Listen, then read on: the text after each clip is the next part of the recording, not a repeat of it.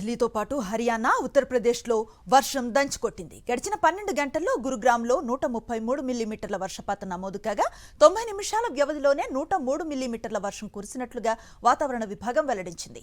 వర్ష బీభత్సానికి గురుగ్రామ్ అస్తవ్యస్తంగా మారిపోయింది. రోడ్లు, కాలనీల్లో ఎక్కడికక్కడ భారీగా నీరు నిలిచిపోయి ప్రజలు తీవ్ర ఇబ్బందులు పడుతున్నారు. చాలా చోట్ల అసలు రోడ్లే కనిపించని పరిస్థితి నెలకొంది. సదరన్ పెరిఫెరల్ రోడ్డు కుంగటంతో బీర్ సీసాలు తరలిస్తున్న లారీ గోతిలో కూరుకుపోయింది. దీంతో ఈ మార్గంలో వాహన రాకపోకలు నిలిచిపోయాయి.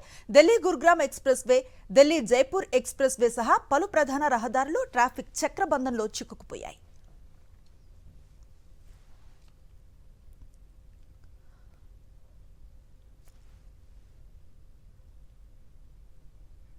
ఢిల్లీ ఎన్సీఆర్ ప్రాంతంలో మరో 48 గంటల పాటు భారీ వర్షాలు కురిసే అవకాశం ఉందని భారత వాతావరణ శాఖ హెచ్చరికలు జారీ చేసింది. గురుగ్రామ్కు ఆరెంజ్ అలర్ట్ ఇచ్చింది. ఈ నేపథ్యంలో అధికారులు అప్రమత్తమయ్యారు.